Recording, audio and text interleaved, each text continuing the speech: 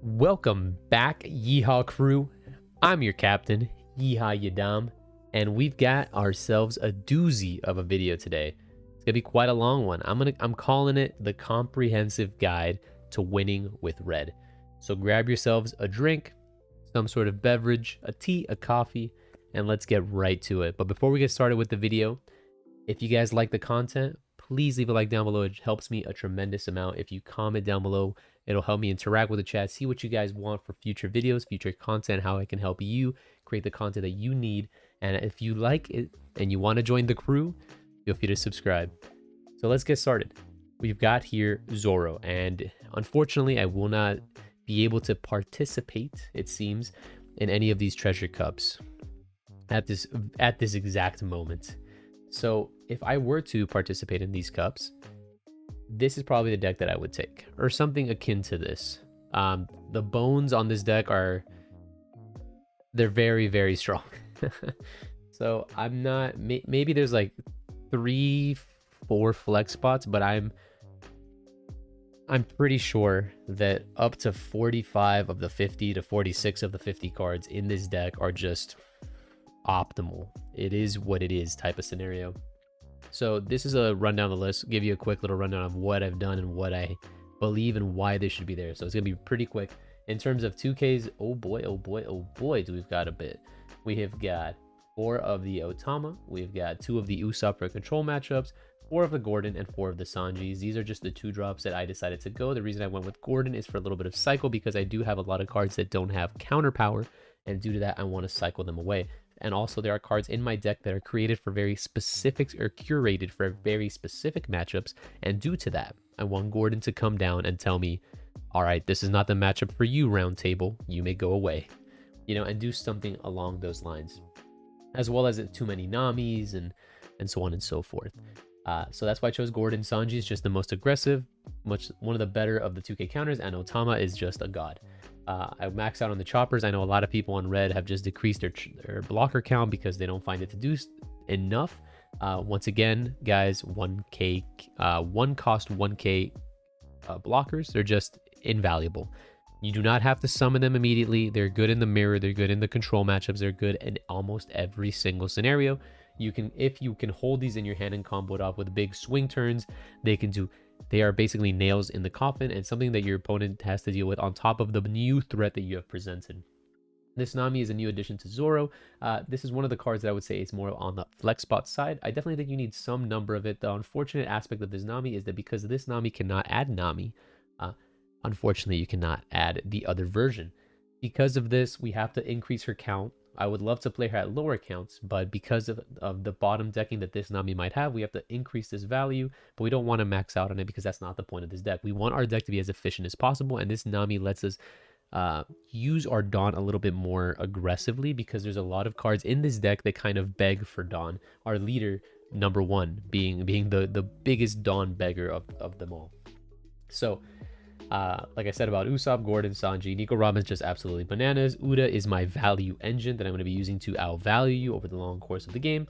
For Zoros, they combo off with the Uda. I'm using the starter deck Zoro because in combination with the leader Zoro, this card becomes an absolute monster. 8K on my turn with 1 Dawn investment, or 1 on my Zoro, and on my opponent's turn it is still a 6K, which fulfills the necessity of which I wanted, which is cards that are hard to kill and cards that are easy to defend because of my high amount of combo power.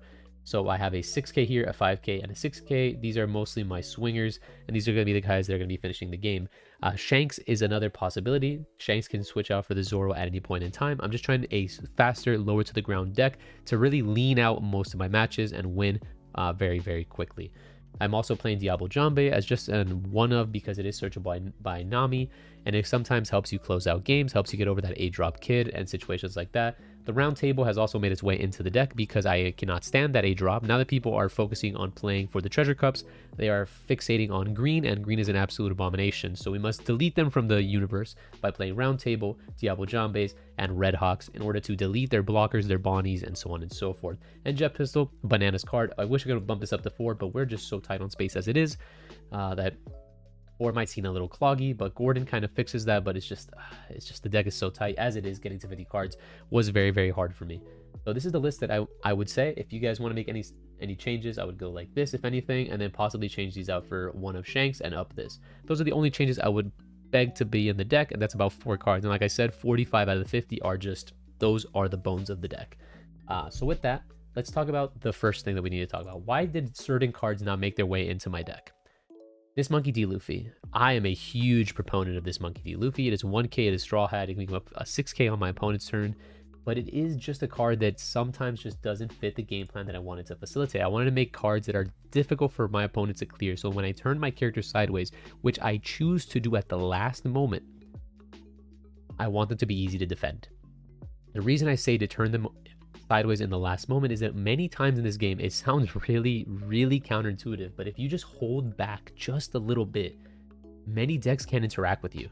And if you force them to have that one card that interacts with you and they don't have it, and you just now have a crazy board, you can then use your Dawn and their limited hand size to just murder them in the course of 2 turns. That was a very strong word. Let's use softer words.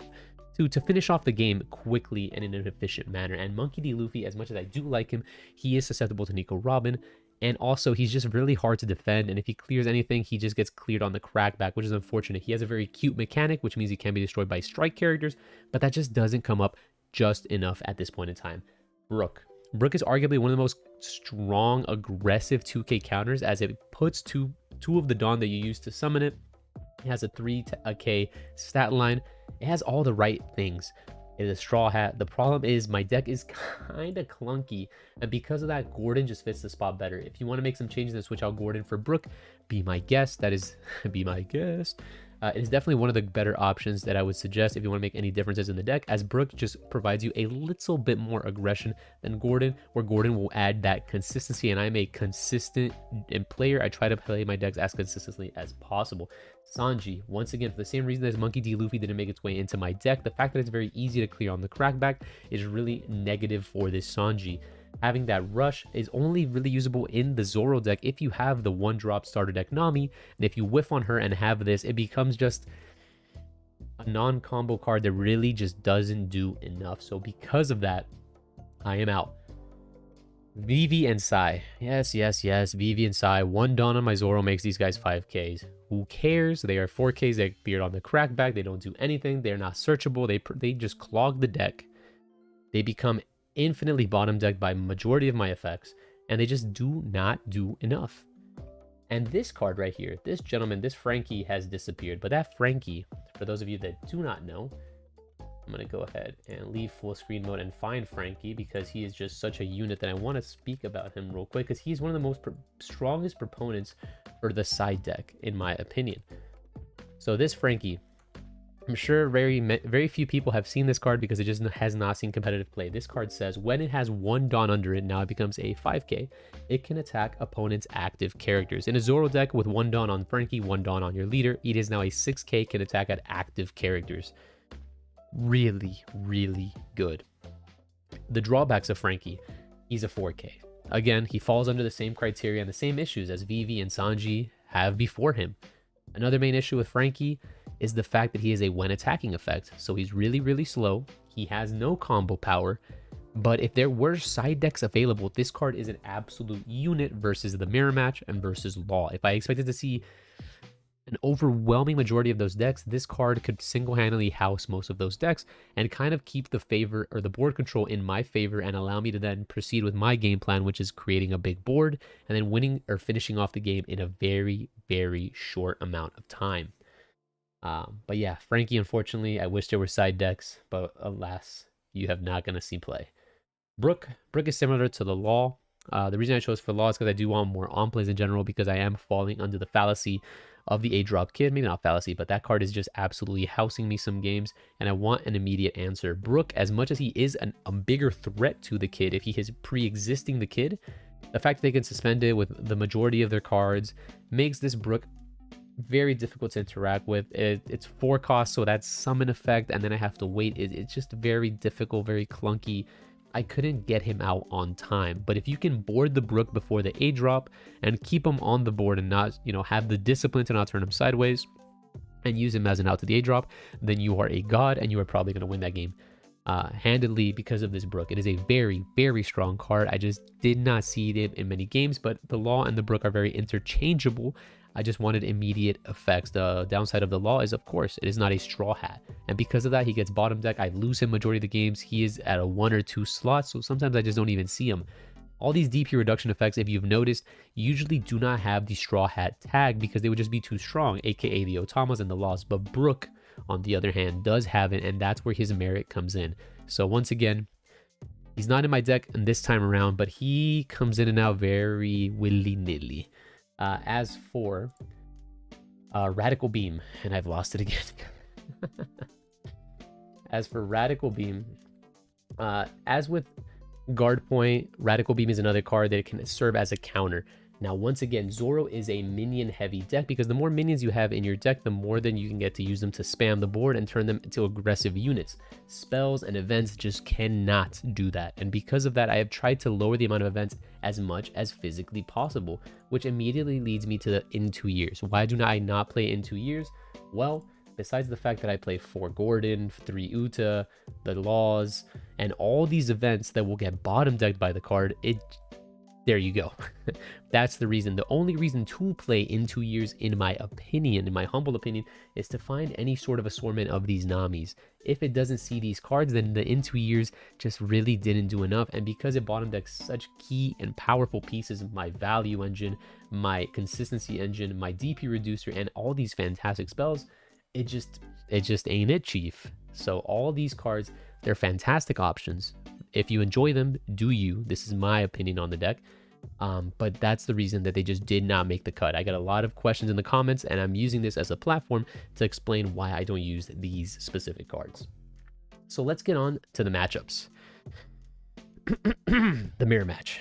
In my humble opinion, I believe that the most represented decks in general are going to be red and green. Red probably being the most represented because of main character energy. Everyone loves the Straw Hats. I mean, maybe not everyone, but a lot of people do. They're definitely fan favorites. It's a super strong deck. It is aggressive, which people like to play, and it is a high skill expression as well, because there's a lot, even though it might not sound like it, that this just go face, go face, go face. There are definitely different ways to play the aggressive decks that are very, very interesting. So, in the mirror match, what are the key cards that we should be looking out for? Well, the decks are going to look pretty similar. You know that there's going to be 4 of these Luffys, these Zoros. These are cards that you know that as they search them, you should be keeping track of them in your hand. But the key players, in my opinion, are the Nico Robin, Diabo Jambe, Gum Gum Redhawk, and Jet Pistol.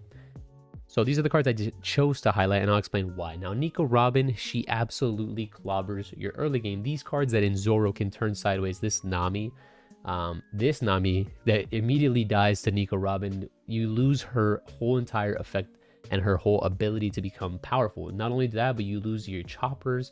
You lose basically all this low end of your deck, which is really, really bad. If you combo the Nico Robin with any of the DP reducers, you lose any card in literally your entire deck. So therefore, Nico Robin, if she is able to stay on the board and protected, it's terrifying. It's actually terrifying. The reason that she is in the deck, besides being a 1k counter 4k, is that because she is just so unbelievably unbalanced, that even with the 4k stat line, which is difficult to defend, she just makes her way into the deck. And because of this is why Chopper increases in value, because Chopper alongside Nico Robin is just mamma mia. Have the Jet Pistol or you are going to get blown out. So definitely try to keep, if you see that your opponent's playing red, be careful of the curve. The curve is real. You know, Nami into Robin, Chopper into Robin. You got to be careful in how you do your early games, because this card kind of allows you to get a huge advantage in the early game, and then they usually close out the game over the course of a couple turns using their crazy top end and rush cards. So definitely watch out for this card. This is one of the reasons that Jet Pistol was one of the most searched cards by me in the mirror match. In general, if I play Nami and Nami, it shows me a bunch of cards and Jet Pistol is amongst those cards 80% of the time or higher, I am just adding the Jet Pistol. The Jet Pistol is so pivotal in so many matchups because there are so many cards that just fall under that 6k threshold. It is a clean answer, and it also allows me to combo with my other DP reducers to extend and delete things that are above the 6k threshold that are huge problems. So definitely, because of Nico Robin and because of all these early game cards, look for your pistols and look for ways to kind of out these things. If your opponent adds a pistol off of Nami and they went first, now you got to play around it. Don't just immediately slam the Nico Robin and get pistoled, or maybe you want to bait the pistol. So there's just a lot of intricacies. But all I'm trying to get at is make sure that you deal with this card if possible. Cards that you have to be cognizant that exist are the Diablo Jambe. If you ever get to 0, if you see your opponent pushing and pushing and trying to get you to 0, be afraid. Be afraid, because they probably have the Diablo Jambe and they're going to go ahead and one-shot you. You cannot defend a 15 in this type of deck unless you play an assortment of radical beams, which I'm not sure if that's the move, but I mean, try not to get to 0. 1 is okay. 0 is big dangerous because of Diablo Jambe. And for the last two, I'm going to talk about Red Hawk and Jet Pistol. Now, these cards are very stagnant effects. The Red Hawk states that if an opponent's character is below 4k power, you destroy it, or delete it, or KO it, however you want to use the terminology. So if you can make your board every single character above 4k, this card can theoretically not hit a singular target. There have been many times that my opponent leaves up 2 in the red mirror match, and before I even attack, I move all my Dawn, make sure that everything is already above 5k. If I'm attacking life, I'm going to make my things above 6k. And therefore, if I trigger a Jet Pistol in life, if they have the Red Hawk, it'll give them 4k power, but it will not deal with my board. It won't double dip into the second part of the effect. There are some cards that no matter what I do are going to be destroyed by Red Hawk. So oftentimes, as I see my opponent play and they're kind of thinking about leaving 2 up, consider losing your chopper, because this Red Hawk will just kill your chopper no matter what you do. So you might want to use the block before you lose it to the Red Hawk. I know this is a lot of information and it's a lot of small things, but just be aware that if your opponent is thinking, or they're not doing as much with their turn or using their Dawn as efficiently as you might be thinking, they might end with leaving 2 or 3 Dawn up. And by doing so, they're telegraphing a Red Hawk or some sort of guard points. And if we just block and don't let them get value off this Red Hawk, then we are in a fantastic, fantastic state, because the name of the game is board control, board control, board control. And Jet Pistol, if this gets hit in life, I see people losing all the time to it. Sometimes there are board states that you cannot afford to like play around it. You have to do what it just is what it is. If they got it on this life, they got it. But if you can't afford to play around it, just play around it. Make your cards above 6k. Make your cards 7k attackers. Make them 8. Who knows? Zoro does a really, really good job of doing that. Your Nico with 2 Dawn and 1 on Zoro, she's 7k. Your Zoro with 1 Dawn and 1 on your leader, he's 7k. Most of your big attackers and your important characters will be just generally untargetable by Jet Pistol. Jet Pistol will mostly be used, and again, to destroy choppers and Namis. So if we just make sure to keep those within active range and use them efficiently, maybe they should be the first to attack, if anything, then now we're gaming. You get what I'm trying to say, guys? So these are just cards that you want to be cognizant of. Obviously, their deck is going to be very, very similar to this, in my opinion. So just try to count out. If you think about how many 2Ks they're playing, then it's about 12. If you start seeing that your opponent's leaving Dawn up, they start playing Radical Beams and Guard Points. Now you got to think to yourself, what did they cut for these cards? And my first opinion would be that they cut 2K. So now you have to start playing around specific cards. If they leave 1 Dawn up, in the early game, it is most beneficial to play around Guard Point, play around the 3k threshold. In the late game, it's more beneficial to play against Radical Beam, the 4k thresholds. It's just a game of numbers, and you want to go ahead and remove as many cards from your opponent's hand as possible. The red decks just naturally play a ton of 2k counters, so what's the magic number for red? 7 is the magic number. We want them to pitch a 2 and a 1. They do not have many 1s, and 7 just plays around all of the important cards in their deck. Once they start leaving Dawn up, now you have to, because it's a best of 1, you have to think to yourself, now this is what they're playing. You have to now play around those specific number points, which is going to be 8 and 9. But those will come much later on in the game, as I'm assuming a red player will choose to take hits and then use them later on. So use your 7s wisely, use your Dawn wisely, and use that to overwhelm your opponents. Moving on to the green matchup. This is literally 36 cards. This is a very... I believe if you look at a green player, this is roughly what you'll see. If it's mono green, this is not Odin, this is not Killer, this is just mono green. They're playing green. This is an assortment of cards that you have to think about. They do play 4, 8, 12-ish. Maybe sometimes they go down here. in a ton of blockers. And then you have to count these as well as these. They're playing anywhere between like 16 to 17 blockers, 8 of them being weenies, and then the other 7 to 8 are going to be much higher in value. So how do we do this, right? We have to use Nico Robin to deal with this whole side of the engine. This whole side of the engine needs to be taken care of by Nico Robin, by Red Hawk. We need to use our Red Hawks aggressively to delete the veggies, to delete the killers, to delete the Bonnies, and then use our board state, our Nico Robins, to go ahead and chip at these things and allow us to go for the big kid. You want to hold your pistols as much as humanly possible, albeit sometimes you can't, because Okiku is such a broken bananas card that this requires a pistol on sight almost in order to not lose board control. So it becomes very difficult often to deal with this deck, but it becomes a game of patience and a game of understanding, do they have it, and how can I play around it if they do. Again, we use our Hawks, we use our round table here, we use our pistols on these specific cards right here. The between Okiku and the 5 drops, those are all pistol targets. If you can hold a pistol for Kid, I mean, you've probably just won that game. Hey, thank you so much, Tarragon, for following the channel. God bless.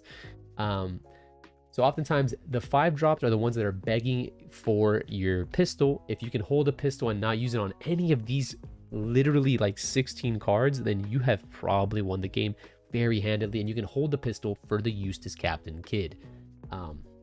Other than that, make sure to play around Punk Gibson. This card absolutely claps red, because again, if our game plan is keeping the board, they keep 2 Dawn up, we have to respect this. It rests any card with a play cost of 4 or lower, so swing with the 4 or lowers prior to that.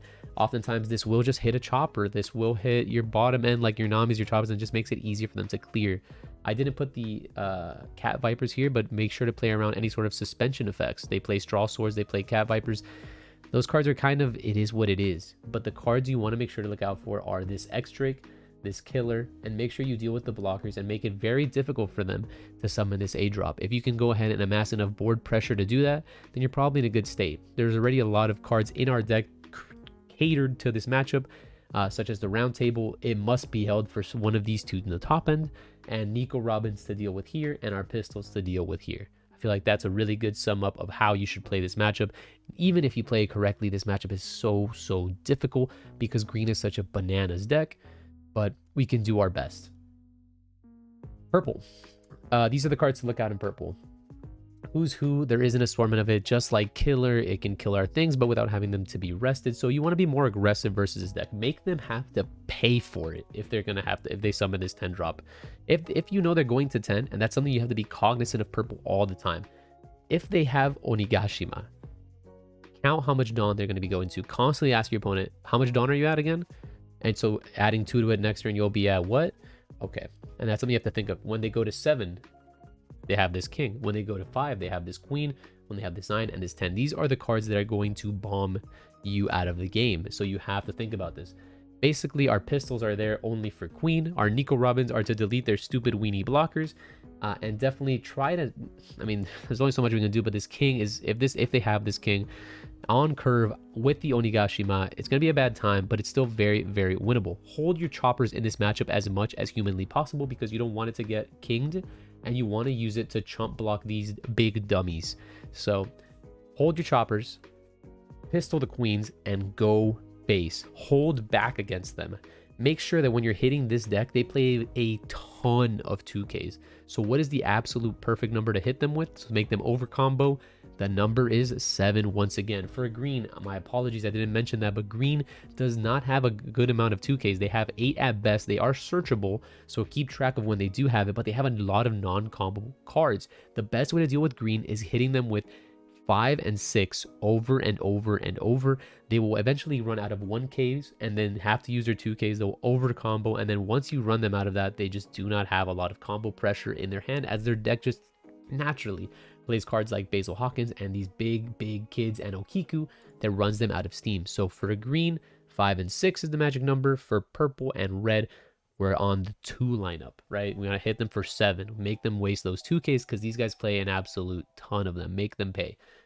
Half the time when they're leaving, when they have cards in hand, just try to consider the fact that many of their big bunguses are just blanks. So even though a purple player may have 10 cards in their hand, they still play 3, 3, 3, 3, like 15 plus the Onigashimas. If they have no Dawn Up, then you can ignore that they even have these cards. So you have to put them on like having 7, not 7, but maybe 50% of their hand is just fake. The rest of it is 2Ks and maybe 1 or 2 1Ks. And the 1Ks, if they're ditching them, they're the blockers. So you want them to ditch the 1Ks. So again, 7 magic number. Play around them as much as you can. We're pistoling this guy. This guy is just he's gonna slap it, is what it is. Try to hold back your chopper so you don't get double dipped off the king. And if king hits you and you have an Uda, you're in a perfectly fine spot. Use your choppers to block these dummies and make them have to be at 1 life to summon this Kaido. I know that sounds like a tall order, but it can be done. Make sure to also, besides being cognizant of how much Dawn they're going to, how much Dawn they have up, how much they represent in combo power. 1 Dawn up is Blast Breath. And although you think to yourself, man, if they Blast Breath me here, then my attack doesn't go through. But if they Blast Breath you and they're unable to go to 9, unable to go to 10, you make them go to a threshold that makes their turn severely weaker, and that's why you have to be cognizant of how much Dawn your opponent is at and how much Dawn their cards affect them with. If you hit a Who's Who in life, they're -1 Dawn. If you hit a Blast Breath early, they're -1 Dawn. If they don't have Onigashima, you make them pay. You make them pay for playing this deck and having to minus their own Dawn. If you can out-tempo them, they do not play this on curve, they probably can never play for the rest of the game, and they auto lose the matchup. I know that sounds really wild, but you definitely can make this deck bleed if you just play the matchup correctly. Sometimes purple do be purple, and they just stage King Kaido, you know what I mean? But we do our best. And then now we have the Law matchup. The Law matchup. How do we beat the Law matchup? The Law matchup is they just swarm you with weenies. So once they play cards like the Bonnies, the Nikos, the Nekomamushis, the Tsunamis, these are cards that usually don't really turn sideways. And if they ever do turn sideways, make sure to take advantage of it. Never, and this is something I've learned, they are a 4-life deck. You make them have an issue with 4-life. You make them say, you're a 4-lifer, eat this, buddy. So you have to go as fast as possible with them. Make sure your leader is constantly pressuring them. Versus many decks, I would try to tell you to hold back, but versus red-green, there is no holding back. If you're able to go first and amass a Nico Robin on them, you can basically take out a majority of their problematic cards. And then every time they Bonnie, your Namis, your Otamas, all of these weenies, use them to kill or clear the Nami, the Bonnies and things that have gone sideways, and make sure you get value like that. Never use your 5k to go at a 1k because it is just not efficient enough. I've made that mistake in the past and I've paid for it. Make sure to rush these guys. They only have certain win conditions. If you start seeing that instead of Bonnie, they play Momonosuke, now start being afraid of, instead of these Eustace Captain Kid, maybe they're playing more Yamatos. They're playing more of a Wano Country build. So you have to quickly assess, adjust, and understand what are the possibilities of inside your opponent's deck. Once they play the Momo instead of Bonnie, you start thinking it's a greedier deck. It probably won't have this Eustace Captain Kid. It'll probably not have as much level 5 drops except for the 4-drop Law. So you have to start playing a more different game plan and start thinking about when and where to pistol. So Yamato is prime bait as well as this Nico Robin, and just be cognizant of Killer. Unfortunately, this card is just really, really good versus our deck. And obviously the 5-drop Law is exceptionally good.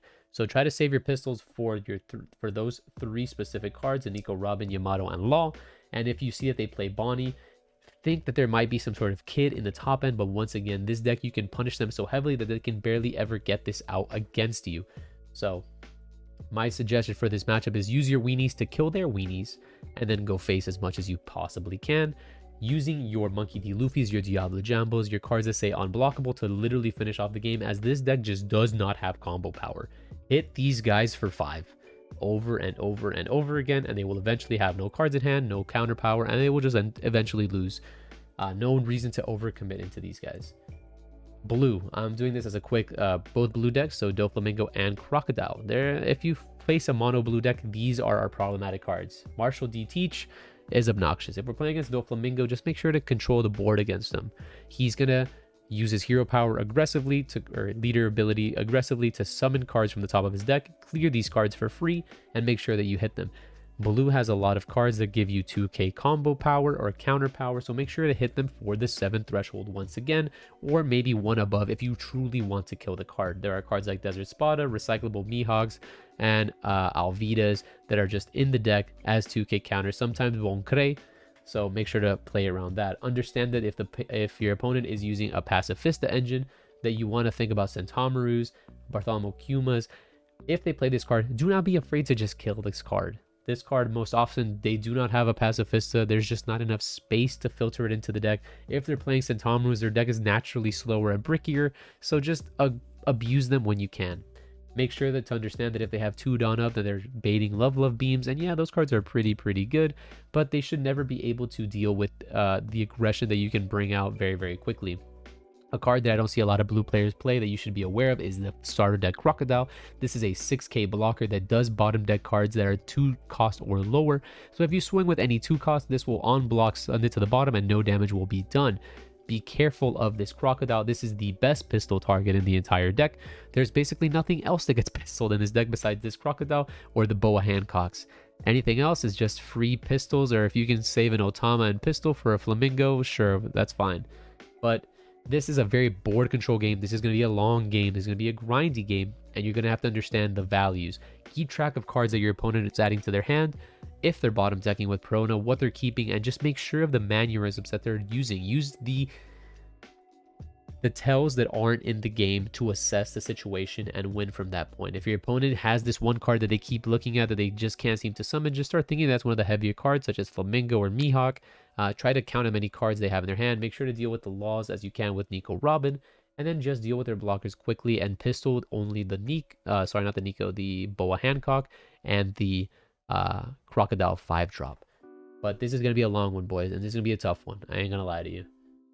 And for our last one, the blue-purple bananas. Yeah, I messed up. I played against this deck really poorly, and I've learned since then. That's the point of playtesting, right?